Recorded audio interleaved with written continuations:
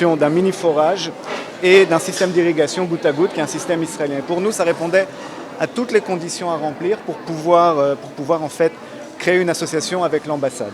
Dans le sens où il ne s'agissait pas seulement de fournir du matériel, mais de donner une plateforme aux élèves pour s'élever, pour pouvoir apprendre, au-delà des compétences qu'elles pourraient acquérir dans le domaine de l'irrigation, dans le domaine de l'agriculture, elles pouvaient aussi développer leurs compétences dans tout ce qui est entrepreneuriat et esprit d'initiative.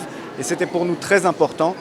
À ce stade, on a 2 échéances très importantes qui viennent d'avoir lieu. D'abord, la Journée internationale de la femme. Et pour nous, c'était très symbolique de pouvoir avoir cette inauguration en ce moment précis.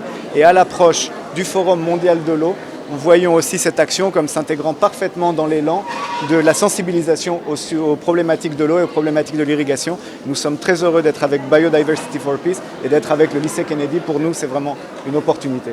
Et nous les en remercions de nous avoir associés. Alors, c'est une action de manière générale.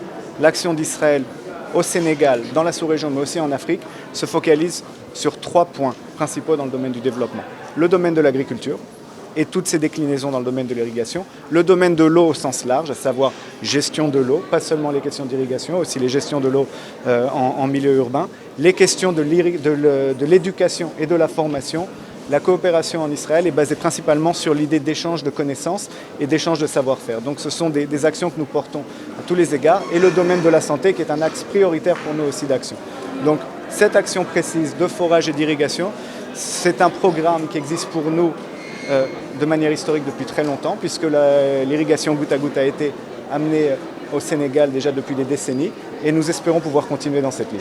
Oui, je l'ai dit tout à l'heure sur Momo, en fait, le projet a démarré au lycée John Kennedy le 23 décembre 2020, et toutes les récoltes, c'est les élèves qui récoltent, qui vendent, qui calculent et qui confient à l'intendant cet argent. Et cet argent rentre encore pour aider les autres élèves. Mais il y a une partie qui est réinvestie dans le projet, parce que je vous dis que depuis qu'on a fait les premiers investissements, jusqu'à présent, Biodiversity for Peace n'a pas encore acheté un seul élément pour mettre dans le périmètre.